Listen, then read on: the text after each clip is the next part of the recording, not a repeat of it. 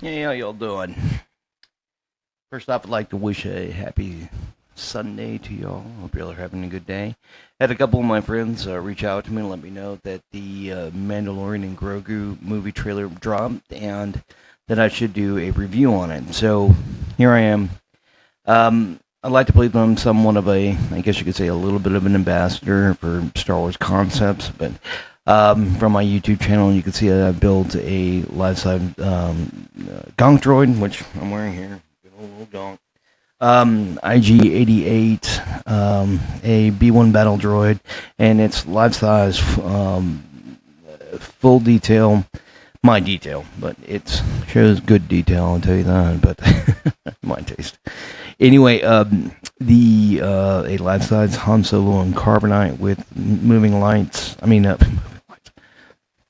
blinking lights and controllable lights and shit like that. So, anyway, just my thing. Star Wars, if anybody knows me, Star Wars is not really my thing. I'm more of a fan of industrial light and magic. I like the vehicles and the robots and things that move around so much as the story. So, armor, shit like that.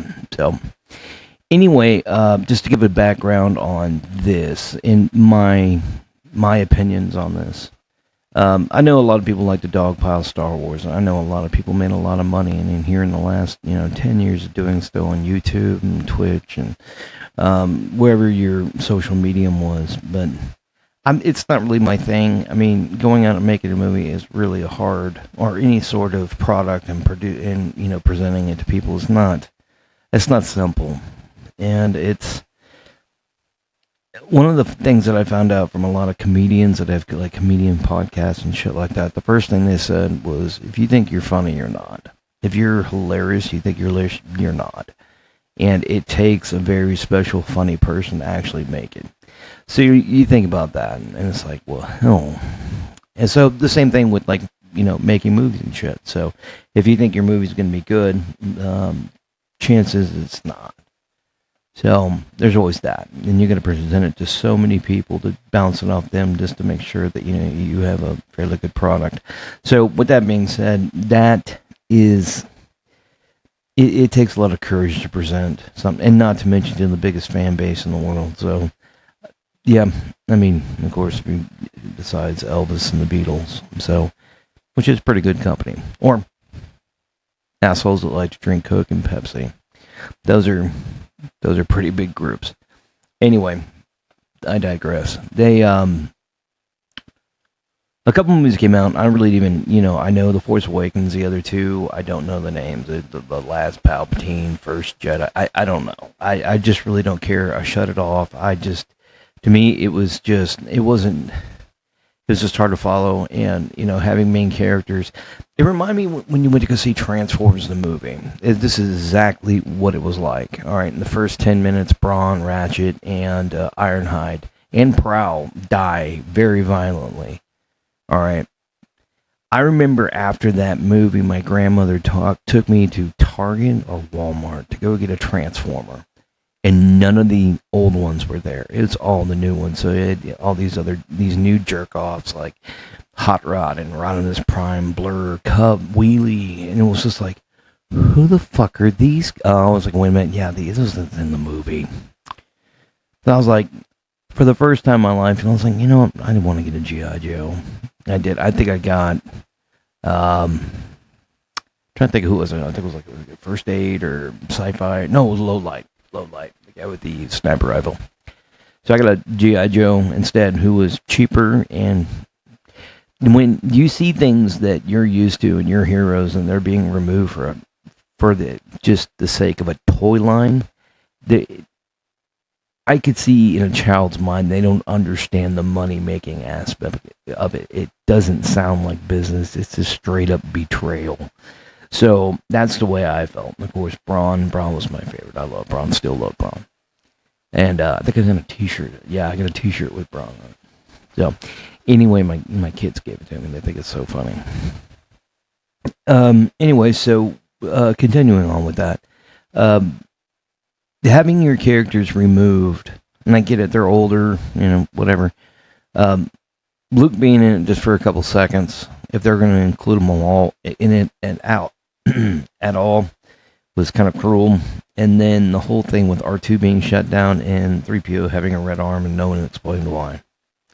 And, the funniest thing is more than likely they didn't explain. I didn't watch to find out. I didn't see the 9th movie until 3 years after it came out, which saying that about a Star Wars movie is hard. Extremely hard. So, yeah. Me personally, I didn't want to dogpile it. I didn't just want to say, hey, look, it's terrible, it's bad, this, that, and the other thing. I wasn't going to do that. And I don't do that. It wasn't for me. I'll just put it that way. It just wasn't for me. So, yeah. So, it took me a long time to get into Mandalorian until finally my wife was watching it. I was like, hey, what are you watching? And she goes, it's a Star Wars thing. And I was like, really? And she goes, yeah, I brought it up to you several times. You said no. I was like, well, no, I wanted to binge it. I wanted to watch it all at once, just in case I did get into it. So she goes, all right, we could start over from the beginning. I was like, how long has it been out? And she goes, oh, it's been over for a year. I'm like, oh, okay. So I had completely just Star Wars shut off. I was out. I was done with it. So, yeah. So we started watching. And of course, one of the things I thought was most interesting was the Jawas, seeing how the Jawas lived. That was so neat that, have them repel an attack where the doors were opening up and they were kicking his ass until finally he got to the top and he just got shot right off. And to me, that was great. That was also seeing the Mandalorian come back and use his disintegration rifle. I don't know the name of it, but the one that you saw in the Christmas special, that he was riding on a lizard or whatever it was, and you saw that rifle. So that was really cool to see that disintegration rifle work. And of course, you have Darth Vader, no disintegration, that crap, Anyway, so that was really cool to see that.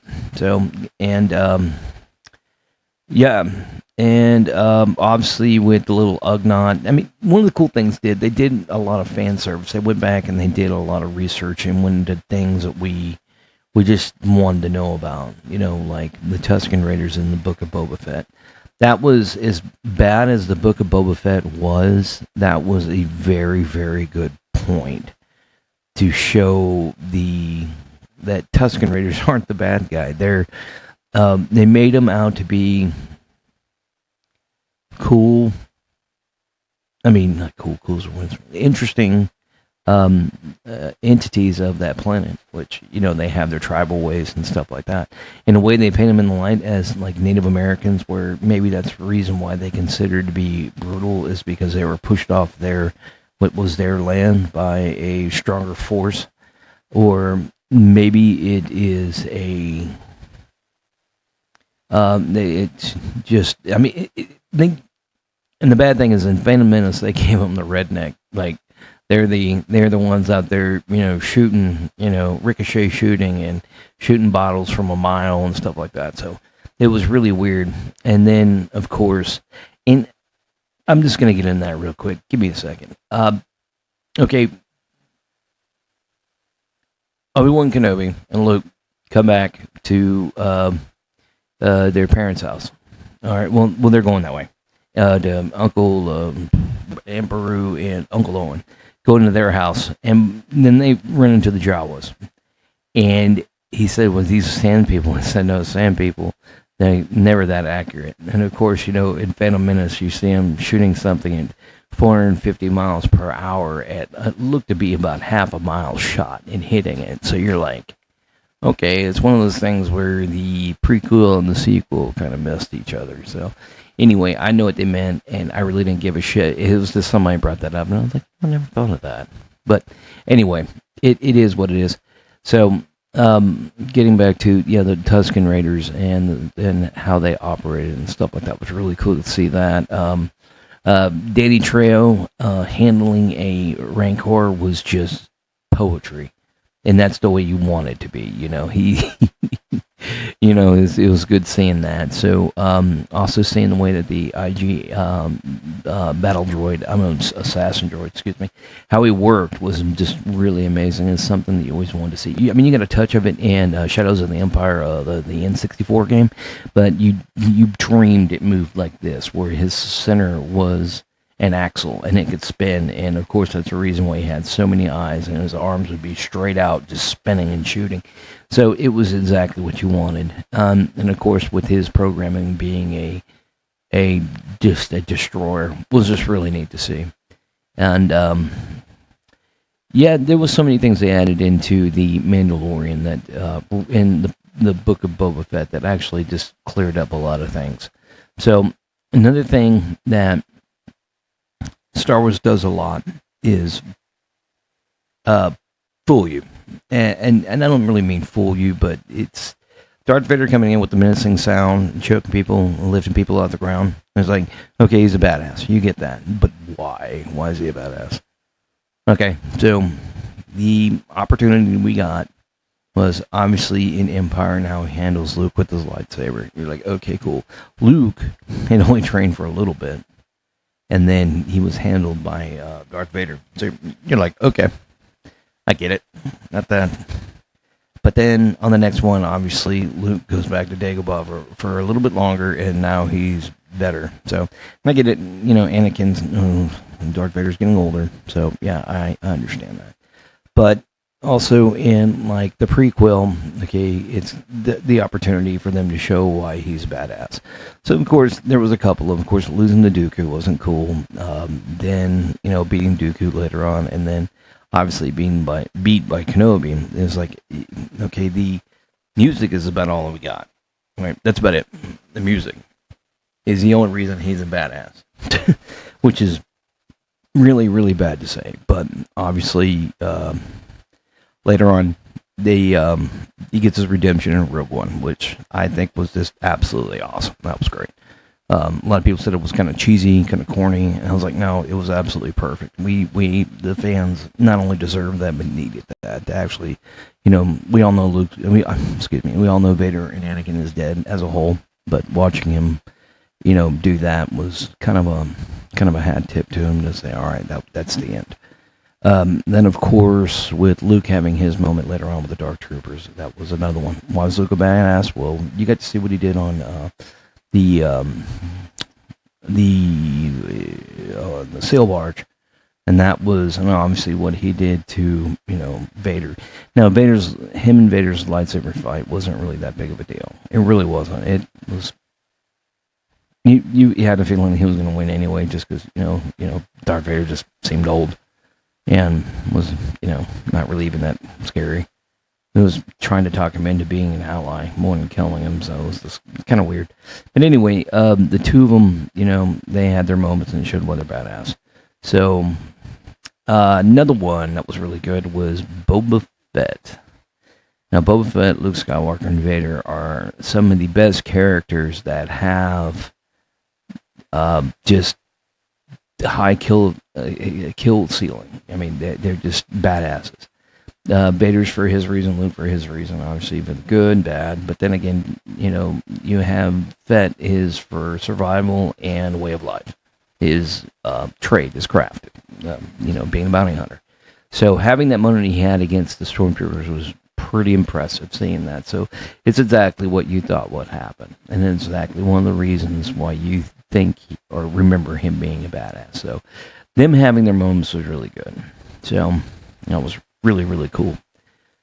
So Star Wars is really good at fooling you sometimes. In fact, we didn't see a damn thing. We saw him fall into a Sarlacc.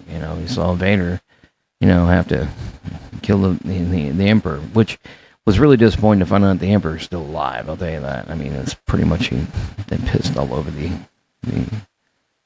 what is it called? Prophecy. So having him still alive really wasn't the greatest. So, yeah. But that's, like I said, that's one of the. I mean, the Emperor is another one. Why are you afraid of the Emperor? Well, he was shocked with bolts. Okay, yeah. He didn't beat Windu, that's for damn sure. And it looked like, I mean, I don't know. I really wish we could see more Windu. And I get it. I know. Please do not bring up the Clone Wars. I get it. More than likely he was in it, and I'm just not going to watch it. I'm sorry. There's just too much. And some of the stories I heard of, like, it just seems like too many people got involved, and it's kind of like taking some. It's like watching like something go to like jib jab or something. It just all of a sudden it turns into something completely different. What it reminds me of is Campbell. What's his name? Campbell. Wayne Campbell. When corporates get involved with his show, that's exactly what I felt like it would turn, like what Clone Wars is. It's just somebody else's big view of what was supposed to happen, and it's just not right. So that's the way I look at it. If you have your opinion, you have yours, and I have mine, and you're not going to shake me loose of mine. So please don't try to talk me out of it. I'm not budging, and I will not try to budge you out of yours either. So just let's live peacefully that way. But yeah, yeah. So with the Mandalorian, it's something that was really neat. You love to see the idea of how they did their armor was really cool, and how they had their safe houses and stuff like that. That was really awesome. Getting sights of the Purge was really cool too, as well. So seeing that was great. So there were several things about this that the Mandalorian that did really well. But one of the problems they did, and they did this to two people, I don't know why they did this, but they had two badasses and turned them in to, I don't know, respectful people of the community, which is just really strange. Boba Fett becoming a family man, with his tribe and him being alone for so long, the whole desperado, jumping fences for so long, type thing. When are you going to come home and settle down? All right, I kind of understand that, but not here. This is he's a person that's been to war since he was born. Watch his dad die. It's not, it's a better story if he keeps on going. And like Cad Bane, he didn't stop. He didn't become a family man. And to tell you the truth, I really don't know who Cad Bane is, and I'll give it to you. Cad Bane was an amazing character. To see him walk into Tatooine like that, on whatever city that was, but to see him walk in like that was badass. That was good, and I wasn't a big fan of his character until I watched it, and I was like, yeah, I wish definitely could have got more of him. And then, of course, with the Mandalorian Jin, whatever his name is, Mando, he, of course, is a badass, shows he's a badass, and then he turns into Mr. Mom, and it's just like, okay. Now, I don't know exactly what the whole method of it was, but trying to bring in, like, the female crowd into Star Wars with a cute character, and it's really funny how you see the stickers now where it shows Grogu giving you the finger, and he's like, yeah, I'm Star Wars now, bitch. Okay. And yeah, I get it, but it just, to me, the character, I mean, he walks like a Lego fucking horse. And it gets annoying, it really does, because it's like, okay, the technology we had in the 80s, okay, we went to real people in suits because they walked right. Yeah, and there's really not much more to say than that. All right, you got to find a way to make a puppet. You can make it a human being and shrink it on with the AI bullshit we got now, but still, it's just so wonky. It just doesn't look right, and I don't know. I'm not into it. I mean, the whole Grogu thing making noises. The name sucks. It just, and like I said, I'm not trying to dogpile on them, but it's just like they are begging you to. I mean, anyway. him being able to lift things, that's pretty neat. And obviously he's got force capabilities. He does want to use the force. He wants to be a bounty hunter, I guess, and that's neat. That's cool. I guess that's this thing. But anyway, I I was interested into it, but then when I think the third season, I was just like, where are they going with this? This is hard to follow. I get back to the bounty hunting. That's when things were really, really cool. And um, the whole thing with the Mandalorian thing. I mean, that has to be its own thing. You can't spend. I mean, and then on top of it, they mixed with the Book of Boba Fett. They had the Mandalorian and then Grogu and that, and you're like, okay, but it just seemed like nobody's in control of this shit. It's just feed them, give them, get them Star Wars. Here it is. I mean, you have Grogu, you have Boba Fett, you have all these things. And here, take this, and it was just, it just seemed so uncoordinated and a money grab. Is what it felt like. So anyway, and then on top of that, I mean, I feel really bad for Star Wars and the whole Lucasfilm thing because it's like, okay, all right, the director of The Acolyte and Kathleen Kennedy actually called out the biggest fan group in the world as being children. Was it man boys? I think they called us. I'm sorry, you just called out the biggest fan group in the world, except it falls fifth to like Elvis, the Beatles, Coke, and Pepsi. So in movies, it's number one. So calling these people out and calling them children is not really the greatest thing when you're about to when you're presenting a new project. You're rolling out something new. I wouldn't call it a fan base, and call them children. All right, because right now you just made us boycott you. We don't want to watch this by someone that calls us names. So that's why The Acolyte probably did so terribly bad, and it may be good. Who knows? It may be one of these things that may be revisited, but it came with a toxic sticker on it. So that was y'all's fault. That really was. So even bringing in, okay, so the Grogu thing is to females because he's cute and cuddly, as Carrie Ann Moss is to males. There's not too many sci-fi nerds out there that do not love Carrie Ann Moss, and it's not because of her and her leather. It's because she is Trinity, and there will never be another Trinity. That's the brass tacks of it. That's the bottom line, and you could slice that any way you want to. So, anyway, yeah. So. To me, it was good, but Book of Boba Fett it just got silly. The Rancor thing was a little too much. Seeing Danny Trejo on that was pretty neat, but delivering a Rancor was neat, but it was just too much. The Fett, not the Fets, but the Hutts and all that, everything that was going on. Now, the one thing, with the Daimo, whatever it was, controlling the city. It was one of those multi-tentacle phase people.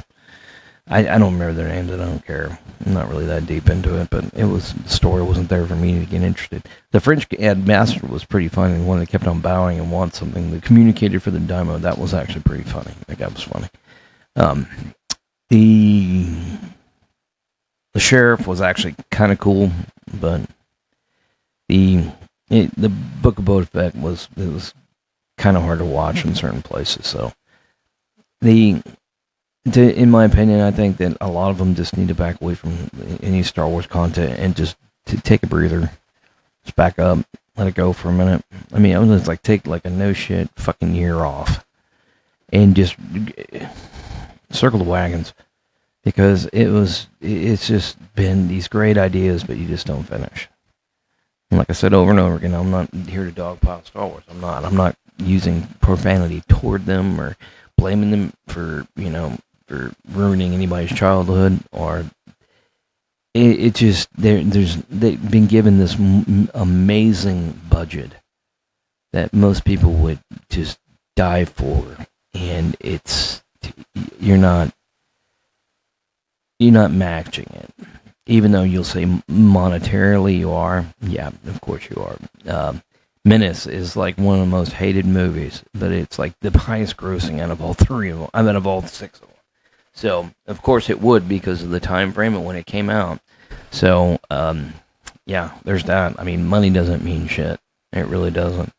As much as you think it does, but I mean, Titanic made a lot of money. You don't see a lot of people rewatching it. Like, oh, yeah, people watched it. Yeah. Same thing with Avatar. Like Avatar, yeah, it's 8 hours long. You had to moves at the speed of divorce. And you're just like, oh god. And of course, then you have James Cameron's pompous ass telling you about, well, I made the movie. Dude, whatever. I don't. Yeah. Anyway, money doesn't mean everything. None at all. And so yeah, with this preview, okay, guess we'll get into it. I haven't seen it yet, but I've heard very, very mixed revelations on it. So anyway, without further ado, we can get into it.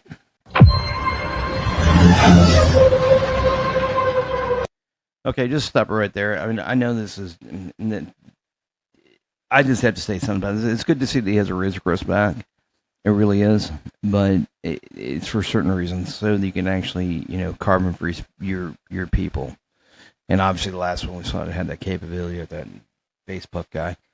But also another thing with Lucasfilm and what they've been doing lately is just giving you these eye-gasms. I mean, this is just beautiful. Seeing the water, it fly over from the top and then fly off, and then giving you the beach and the water and the waves, everything.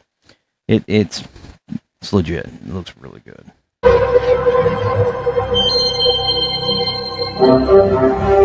Oh, and there he is. Okay. He's such a little rascal. He's always getting into trouble. This reminds me of like a sitcom, of the dog that's on the sitcom in the 80s. That rascally thing he gets into all the time, and he's always getting into trouble and stuff like that. It's like, after a while, all right, it's like watching a really bad Bruckheimer movie when he's trying to drop jokes in the middle of it. And you're just like, dude, just go with it. I mean, it's kind of like the whole, boy, whatever his name was, Finn's character in Force Awakens. It's just, dude, damn the jokes, drop them. Just act like this shit here.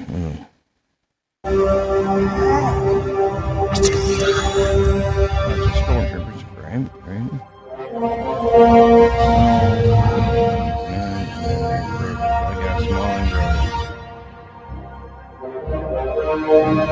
Okay, so there's Sigourney. I heard something about this, and obviously now she's in it. So the sci-fi queen compared to the princess, who is Mila Jovovich, I think.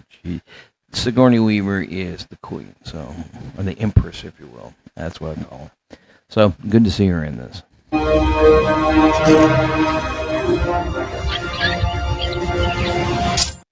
And why is he concentrating so hard to move something that's so small and so close when he can instantly lift a rhino? This is one of the problems I've had with the Force. It just the consistency of strength and concentration, but concentration is not required when things are more disastrous. I don't know. Whatever.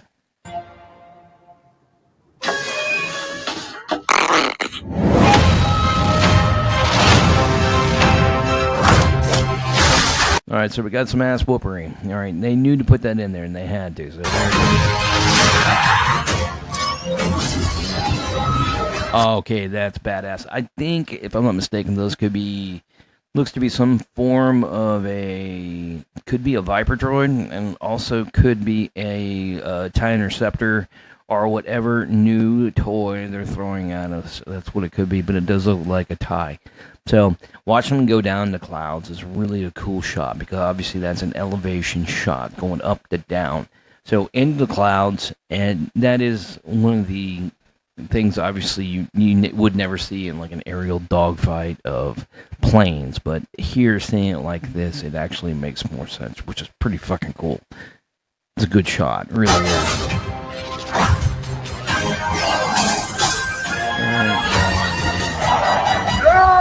Okay, that is a very, very muscular hut. That very muscular hut. That's pretty badass. Impressive. Robot.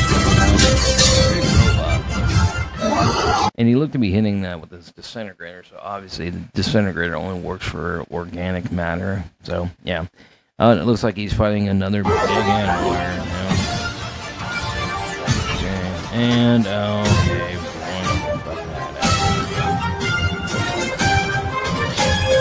So, with that being said, notice how these AT-ATs are longer. They take off more of the appeal from the ones from the one from that one movie that Adam Driver was shooting Luke Skywalker.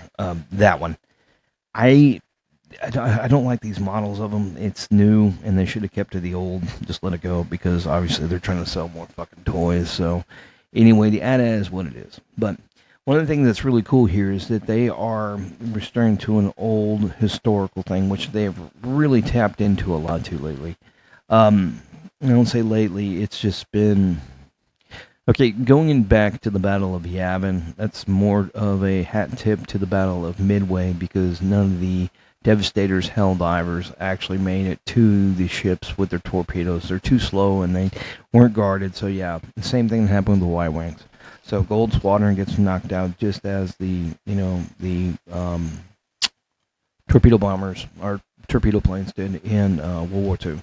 So it was obviously the fighters that had to drop the bombs and deliver the fighters and the bombers, the Dauntlesses.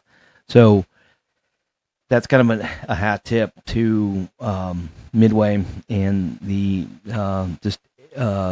sea battles of World War II. All right, so in Rogue One, you got a good steady diet of a Vietnam battle, with it being on the desert, door gunners, and helicopter drops off, and doing like kind of like dark ops, and doing a seek and destroy type of mission. So that was really, really cool to see that too. And here, what you're seeing is obviously with the one AT-AT falling off.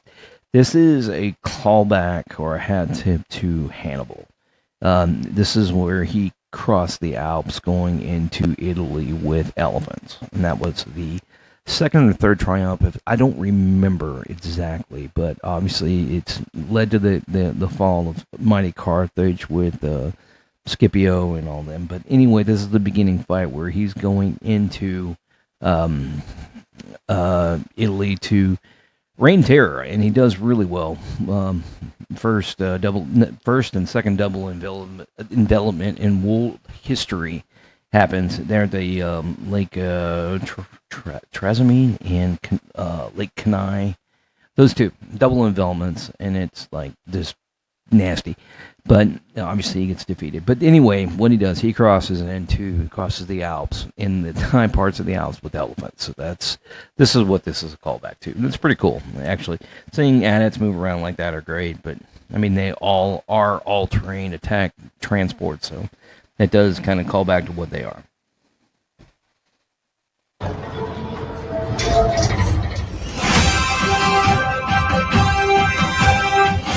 Oh my gosh. Okay, I'm sorry. This looks like Starship Troopers. It really does. Will you join? Would you like to know more? That's what this looks like. Either they're like Star Captain in the World of Tomorrow. It looks silly. It really does. And I don't like to be this nitpicky and shit, but it's never been like this. It's just, it looks bad. It kind of looks like Flash Gordon too at the same time. It just, like I said, multi-billion-dollar budget. I mean, multi-billion-dollar company with a multi-billion-dollar budget. And yeah.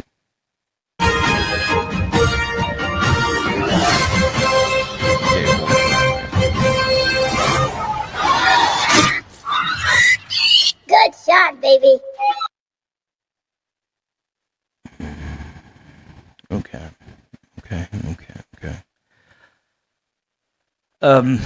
Baby is something that your grandmother was saying. And I don't think anybody says baby anymore. And that's just terrible. Oh my gosh. And yeah, I get it. You can't go like, "Hey, nice eye shot." You got a money shot. You can't say that. You get in a lot of trouble. But you could say like right in the kiss or something. I don't know.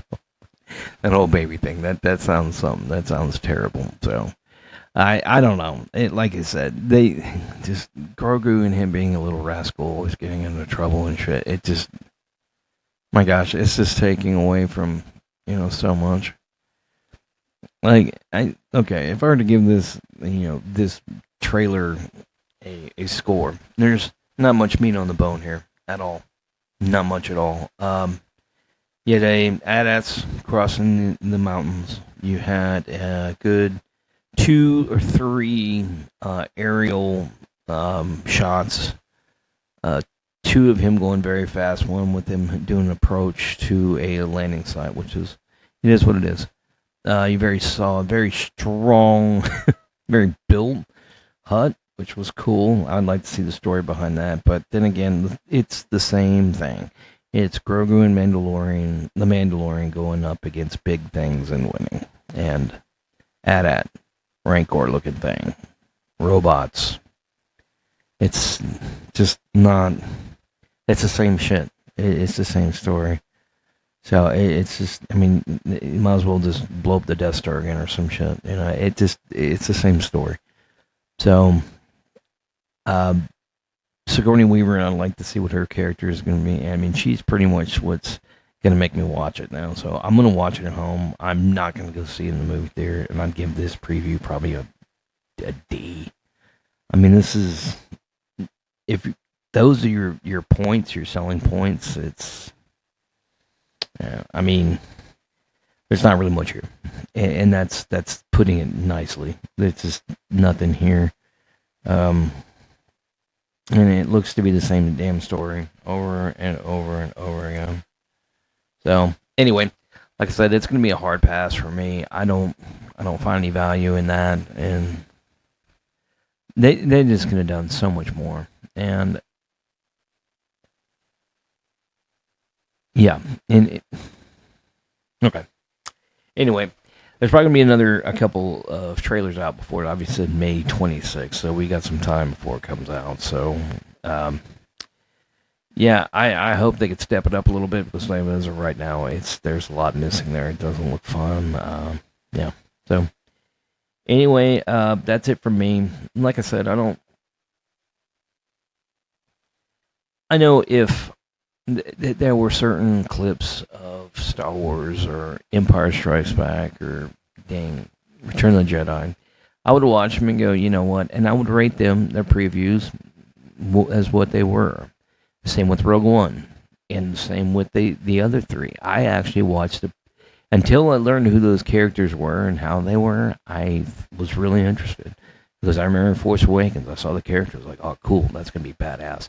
And then when the Force Awakens, the visuals you got with the all the wreckage from the war, you're like, oh, cool, that's badass, that's cool. And then it went the way it went. So of course it like I said, it's like Transformers. When we were kids, when you go to see the movie in the movie theater, and then next thing you know, all your characters are dead within the first couple seconds. And then you go to the toy store, and they don't have any old characters. They have the new ones because they're trying to make money. And it just once to a kid and to whoever, obviously with a human being, I'm an older adult, they know that it's they're switching out the characters to make money on the figures. You're like, okay, that's fine. I understand that. As a kid, it feels like betrayal. So it's like, like when they killed Prime.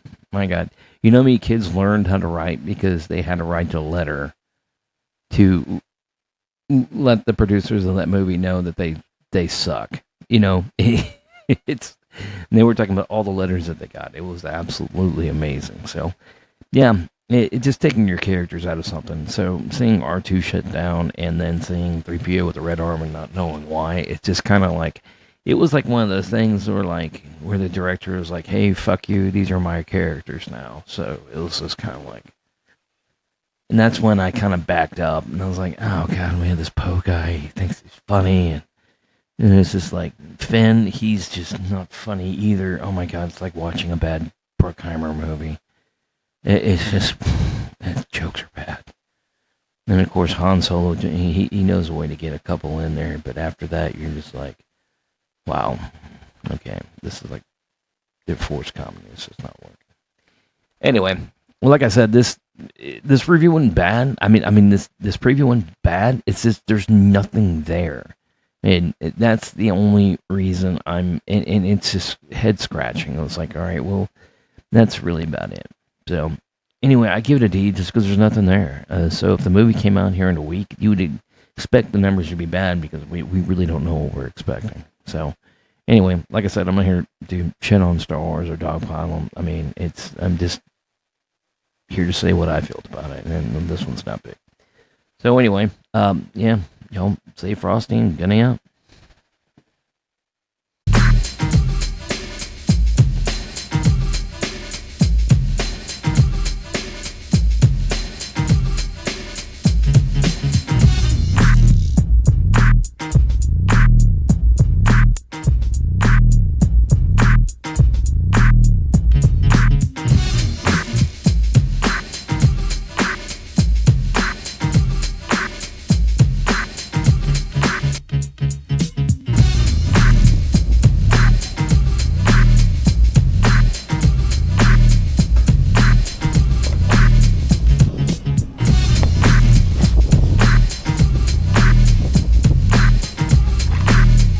Watch out. Here we go.